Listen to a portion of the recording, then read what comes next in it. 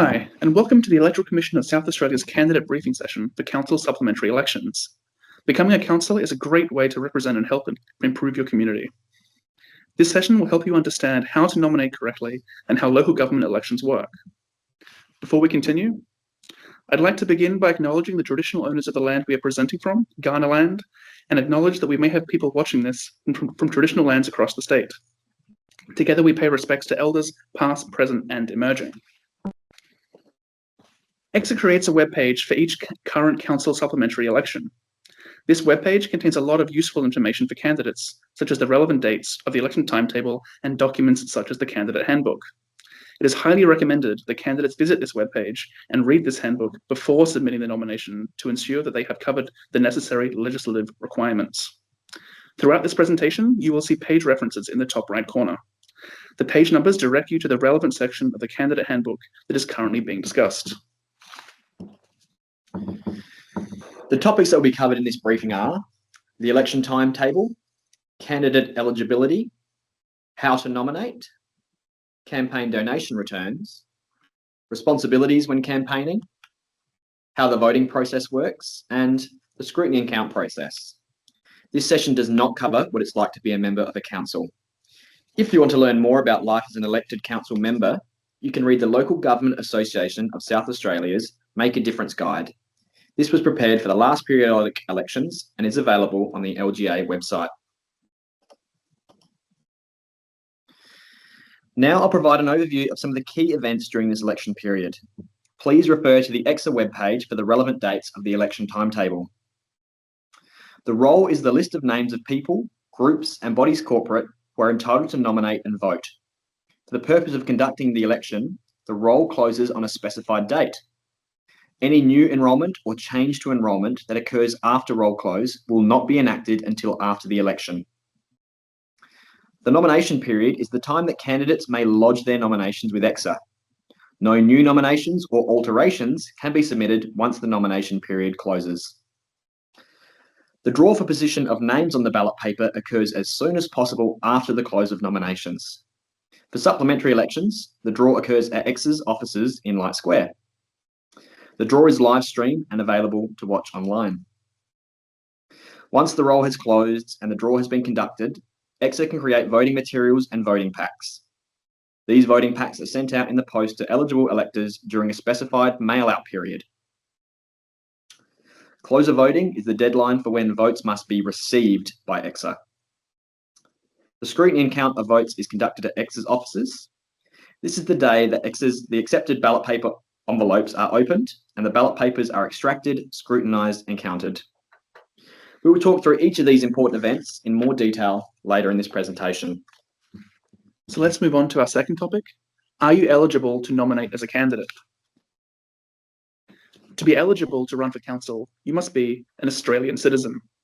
And at the time of the close of roll, you must also be an elector for the council area, not necessarily the same ward, or a nominated person for a body corporate or group, either of which has its name on the voters' roll for the area.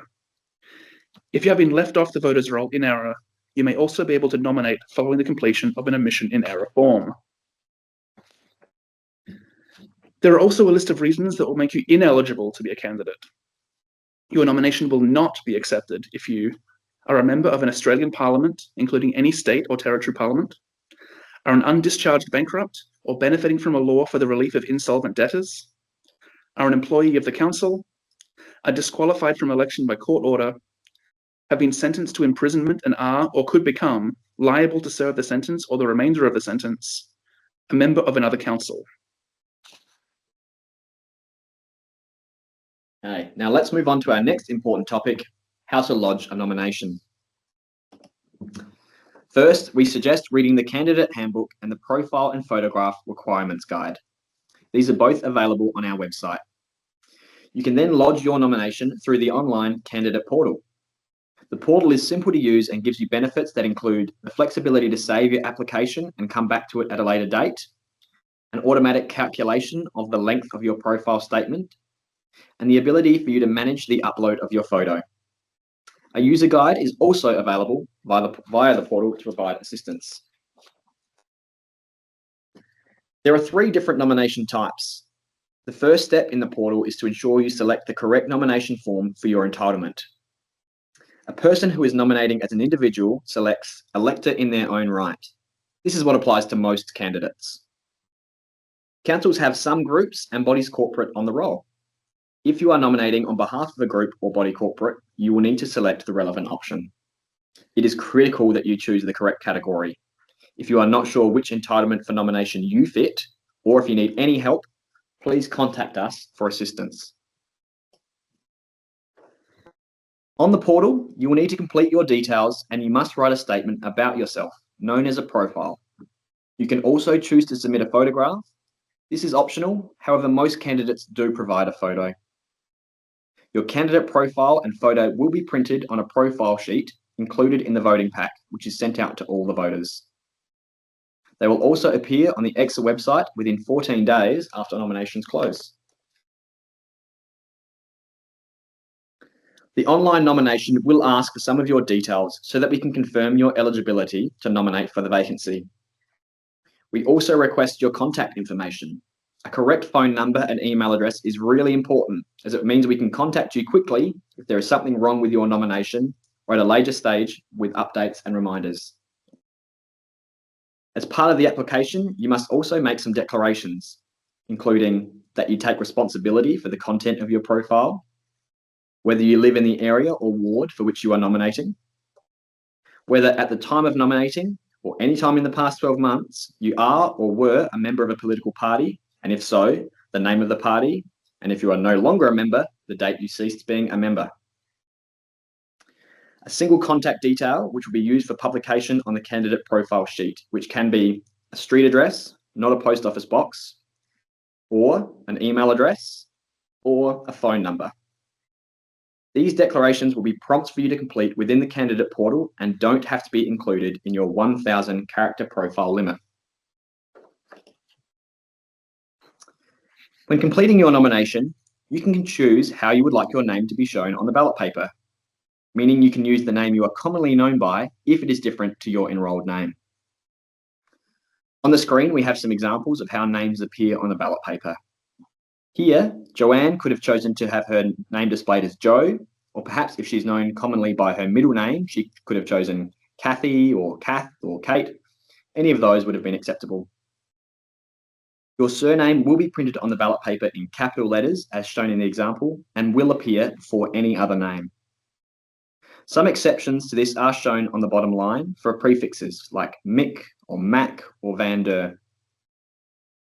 Titles and honorifics are not permitted on the ballot paper. You might be a doctor, a justice of the peace, or have received an official honour, such as an Order of Australia award, but only your name will be printed on the ballot paper. You may choose to include these honorifics within the body of your candidate profile. Please be aware that your nomination may be rejected if the name under which you nominate is obscene, frivolous, or has been assumed for an ulterior purpose. Let's talk about the requirements for the candidate profile. This statement is an opportunity to tell voters about yourself and why they should vote for you. Common examples of information candidates put in their profile may include current or past work experience and qualifications, work or community interests, community involvement such as membership of clubs or boards, personal information such as marital status, children, and so on, or declarations of public policy and promises of public action. If you have a campaign-specific website or social media page, this can also be mentioned in your profile, which may help voters to make choices when voting. Your profile statement cannot be more than 1,000 characters, including spaces and punctuation. The portal will automatically calculate the number of characters in the body of the text for you. In this example, a phone number has been used as the official contact. However, additional information like the email or address may be also added within the character limit. Before lodging your nomination, it is recommended that you read the brochure on our website entitled LG13, Requirements for Profiles and Photographs, and follow the checklist to ensure your profile is acceptable. If your profile does not meet legislative requirements, EXA will take all reasonable steps to notify you of the matter for you to address before the close of nominations. If that matter has not been rectified by the close of nominations, your nomination will be rejected. Please be aware that we do not make corrections to spelling and punctuation, so it is worth having a read over or drafting it in Word to do a spell check before you submit your nomination. If you look at the example on screen, you'll see that there is a character count and some declarations below the candidate profile. When submitting via the candidate portal, these details are completed as part of the online nomination form and do not need to be included within the 1,000 character limit of the profile.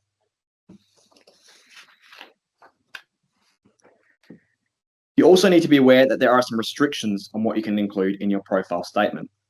Your profile must not comment on the decisions or actions that have been made or taken by the council, or on decisions or actions of past or present members of the council. It must be accurate and not misleading. It must not contain offensive or obscene material. It must not refer to another person who has nominated as a candidate for election to the council, either at the same election or any other election to be held on the same day, without the written consent of that person. If you are including a reference or quote, you must lodge written consent with your nomination and profile. If it is determined your profile has commented on council decisions or actions of past or present members of the council, it will be rejected. So the word comment is taken to mean criticism, value judgment, or endorsement of a decision about a council or council members. It does not preclude statements of fact that are neutral, but is intended to exclude commentary that is either negative or positive endorsement. Some advice on what is and isn't acceptable is on the screen now. The left-hand side displays comments which are not acceptable because the statement loses neutrality and becomes commentary. An acceptable version is on the right. It says mostly the same thing, but is neutral and without either negative criticism or positive endorsement that often occurs when you attempt to include value judgments. And this is an example of how a published profile appears. Your name, as it appears on the ballot paper, will be printed above the profile and is not included in the character count. As mentioned earlier, titles and honorifics are only permitted within the body of the text. For consistency and fairness, each candidate will be allocated an equal amount of space on the profile sheet. This means that a candidate with 100 characters in their profile will be allocated the same amount of space as a candidate using all 1,000 characters. Profiles will be printed in the same order that names appear on the ballot paper. They'll be printed with continuous text and in the same size font. Profiles will not include dot points, underlining, bolding, or entire words in capitals other than acknowledged acronyms. If you are submitting a photograph, it must predominantly show your head and shoulders and have been taken within the last 12 months. When you upload your photo to the portal, you'll be asked to declare that the photo has been taken within the last 12 months. You are also able to crop it so that it can fit your head and shoulders only.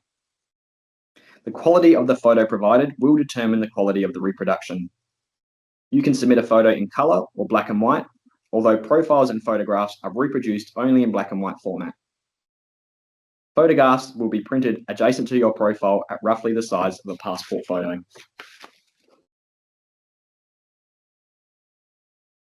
If you choose not to submit a photograph, the words "photograph not provided" will be displayed in a square adjacent to your profile, as can be seen in the example on screen. The requirements for profiles and photograph guide is available on our website and contains all the necessary details. Unfortunately, we often receive nominations that have not been completed properly, which then result in the nomination being rejected. It is therefore important that you lodge your nomination well before the deadline so that if there are any issues, there is time to make corrections. We strongly recommend you lodge your nomination at least 72 hours before the deadline. Ensure the contact details you provide are correct so that electoral officers can contact you quickly if we identify a problem. Ensure you are reachable after you lodge your nomination so that we can contact you. I will reiterate that if we find an issue, we will make every effort to contact you to discuss the issue and offer the opportunity for it to be corrected. The candidate portal will be reset to allow you to return to your original nomination or profile, amend and resubmit. What happens once nominations close? If EXA receives more accepted nominations than there are vacant positions, for example, 3 candidates contesting 2 vacant positions, then a draw must be conducted to determine the order of names on the ballot paper. This occurs as soon as possible after the close of nominations and is live streamed to watch online. However, if the number of accepted nominations is not greater than the number of vacant positions, for example, 2 candidates and 2 vacant positions, then the Deputy Returning Officer will declare those candidates elected. If you have been declared elected, the Deputy Returning Officer will telephone to inform you, and correspondence will be sent advising you have been elected. For a contested election, where there were more candidates than positions to be filled, you will receive correspondence informing you of the names of candidates in ballot paper order, postal voting procedures and voting material mail-out dates, polling day scrutiny and count details, a statement relating to the publication of electoral material, illegal practices, campaign donation returns and movable signs, a copy of the campaign donation and large gift returns, and a copy of the scrutiny authority form. Candidate profiles will be made available online on the EXA webpage. The next topic we discuss will be the campaign donation returns. Regardless of whether you are elected, under the legislation you must lodge certain disclosure returns with EXA. For now, we will summarise the key elements. More detail is in the candidate handbook and EXA's website. A campaign donation return. This is where you must declare any gifts exceeding the value of $500 that you were given to assist you or as a result of your campaigning. Even if you aren't given any gifts, you must submit a nil return. You must submit 2 campaign donation returns, one after the close of nominations and the second after the conclusion of the election. The dates are on the slide and EXA's website. Note that each return will cover a certain reporting, i.e. disclosure, period. This disclosure period will vary depending on the type of candidate you are, whether you are a new candidate or a returning candidate. A returning candidate is someone who stood in the last general council election or any subsequent supplementary elections. There is guidance on how to calculate the disclosure period on EXA's website, or you may contact exa.returns@sa.gov.au before you lodge your return. There is also a large gift return. This return is only required if you receive a gift with an amount of value larger than $2,500. This includes multiple gifts from the same donor that together exceed this amount. It must be lodged within 5 days of receiving the gift. As you can see on screen, and to reiterate, all candidates must lodge 2 campaign donation returns. If a candidate receives a large gift, they must also lodge a large gift return. All donation returns are lodged by uploading the PDF into the candidate profile portal. We will now speak about campaigning requirements and your responsibilities. This briefing does not include tips or advice on how to run a successful election campaign as a council candidate. If you are after some ideas on how to connect with voters, the Local Government Association's Make a Difference Guide includes a section on campaigning. What we will cover now are your responsibilities under the law regarding any electoral material you produce. Electoral material is anything intended or likely to affect the result of an election. Electoral material may be printed or electronic. It may be an advertisement, a notice, a statement, a social media post, a flyer, or a radio ad, just to give a few examples. Electoral material can only be published if it has been authorised. This means it must include the name and address of the person authorising its publication, which will most often be you as a candidate, the name and address of the printer or other person responsible for its production. The address of the authoriser may be a post office box or business address, provided it is the usual post office box or business address used by that person. In addition to making sure you authorise all your electoral material, you must also be aware that it is an offence under the legislation to publish material that is inaccurate or misleading. It's also an offence to have published a letter to the editor of a newspaper without the name and address, not a post office box, of the author of the letter. Candidates have been prosecuted and convicted for breaching the above legislation, both for failure to authorise and for misleading material. So please make sure you understand and abide by it. Such breaches of the Act are criminal offences and carry fines of up to $5,000, and a conviction can and has been recorded. Campaign signage must comply with these requirements, but also, if you intend to use it, you will need to contact your council to find out when you can erect it and what materials can be used. If electoral material is published on the internet, including social media, and the name and address of the person authorising it is immediately accessible to the viewer, the name and address does not need to be included in the material itself. If electoral material is published by someone other than the person who controls that site, the person who controls the site is not considered to have published the material. For example, if you make a post on your social media account and your name and address is accessible in the About section of the account, the post itself does not need to be authorised. If someone makes a comment on your post or page and that comment constitutes electoral material, you will not be considered to have authorised or published that material. However, where you publish electoral material which can be shared by itself, such as a picture or video, you should authorise it. Here are some examples of how authorisations should look. So take Twitter for an example. On an individual tweet, no authorisation is needed, but the name and address has to appear on the About section. The same applies to Facebook. A letter to the editor must contain the name and address, not being a PO box, of the writer of the letter. Refer back to the candidate handbook if you're after more detail. When you stand as a candidate, you must campaign fairly and within the law. On the screen now are examples of other illegal practices. These include bribery, intimidation, or violence. So bribery refers to any amount or benefit, including food, drink, entertainment, where the value is $20 or more. Additionally, a candidate or scrutineer cannot assist a person to vote or obtain voting papers, cannot disclose how another person has voted, cannot dishonestly influence or try to influence the result of an election, cannot exercise a vote to which they are not entitled, and cannot open an envelope containing a vote. Only electoral officers do this during the scrutiny and count process. You are strongly advised to read the legal provisions relating to electoral material and illegal practices forwarded to candidates after the close of nominations. Please remember that not only are your campaigning materials and practices a personal reflection on you, but if they are deemed defamatory or misleading, it may also jeopardise the entire election.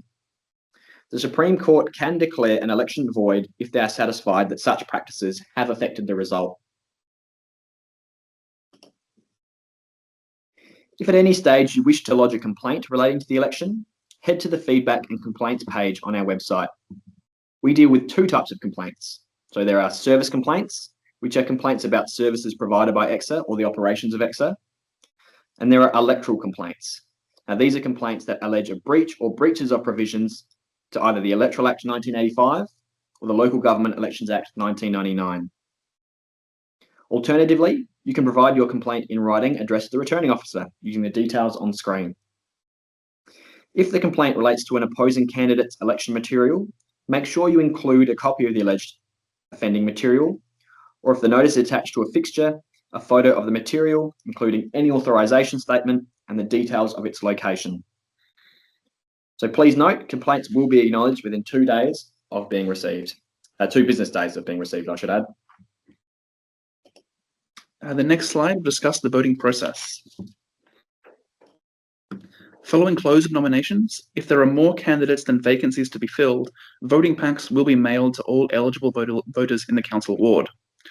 These voting packs will contain a postal voting guide with instructions, a candidate profile sheet, a ballot paper declaration envelope, and a reply paid envelope. For a vote to be counted, the voter must fill out the ballot paper correctly and then place it inside the ballot paper envelope and seal. The voter must complete and sign the declaration flap on the ballot paper envelope. The ballot paper envelope should then be sealed inside the reply paid envelope provided. Once the voter has completed these steps, they must post it back as soon as possible so that it is received by EXA before 12 noon on the close of voting. On the screen is an example of the graph or something similar we will publish on our website daily after returns start being received, so you can monitor the percentage return rate. When envelopes are returned, the reply paid envelope is opened and the ballot paper envelope is removed. The ballot paper envelope then undergoes a preliminary scrutiny to check that it can be accepted. Ballot paper envelopes will be rejected and the vote will not be counted if the elector's declaration is not signed or is signed by an unauthorized person, the ballot paper is returned outside the ballot paper envelope, the ballot paper envelope declaration flap is missing, or duplicates have been received. Voting materials are stored securely, and the ballot paper envelopes are not opened until the count. Scrutineers are entitled to observe this preliminary scrutiny of daily returned mail. The final phase in the election timeline is the scrutiny and count. The scrutiny and count will take place the day after voting has closed. First, the declaration flaps are removed from the accepted ballot paper envelopes. This ensures the secrecy of the vote. The ballot paper envelopes are then opened and the ballot paper is removed by an electoral officer. This can take some time depending on the number of returns. Once all ballot papers are removed, they will be checked for formality. For a ballot paper to be considered formal, the voter must have marked at least as many preferences as there are vacancies. For example, if there are 3 vacant positions, the voter must use consecutive numbers to indicate at least their first 3 preferences. Voters may also choose to mark any further preferences for any other candidates. The system used for counting the votes is called proportional representation. This is a complex system, so we won't get into a lot of detail today, but you can refer to the candidate handbook for more information. With proportional representation, we use a quota to calculate how candidates are elected. This means that to be elected, a candidate must obtain a quota or proportion of formal votes. The quota is worked out based on the number of formal votes and the number of vacancies. If someone achieves the quota, we know they are elected because it would be mathematically impossible for any other candidate to achieve a higher number of votes. In an election with multiple vacant positions, if a candidate obtains more votes than the quota, that candidate is elected, and their surplus votes can be transferred to the remaining candidates.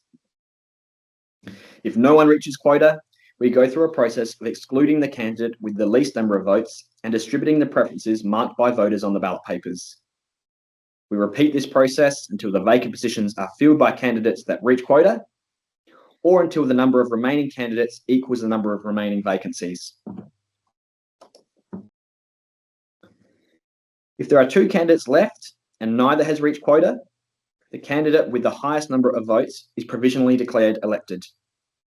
So this is a very brief overview of what can be a complex counting process. To find out more, I encourage you to refer to the candidate handbook or visit our website to view a YouTube video on vote counting for council elections. Let's talk about the role of a scrutineer. A scrutineer is appointed by a candidate to observe the scrutiny and count process and ensure the process is fair and conducted in line with the law. It is the candidate's decision whether they wish to appoint a scrutineer. A scrutineer is not allowed to influence or to help an elector vote and is not allowed to touch ballot material. And keep in mind that any illegal practices that apply to you as a candidate also apply to your scrutineers as they act on your behalf.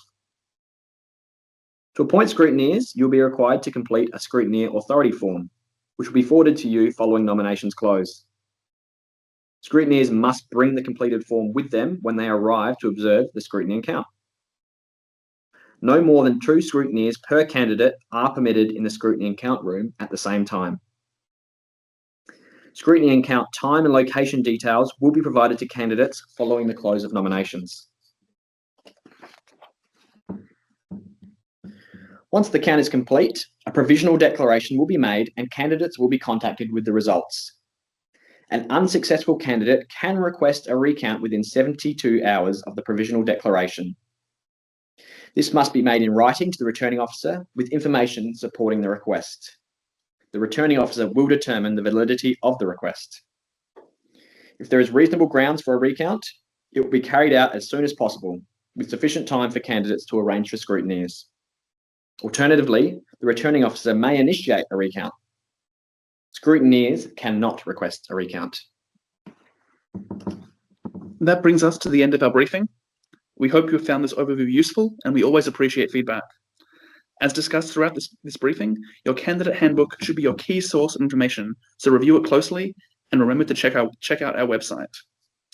If you have any questions about running for election or any other matter covered in the session, please contact us using the details on screen.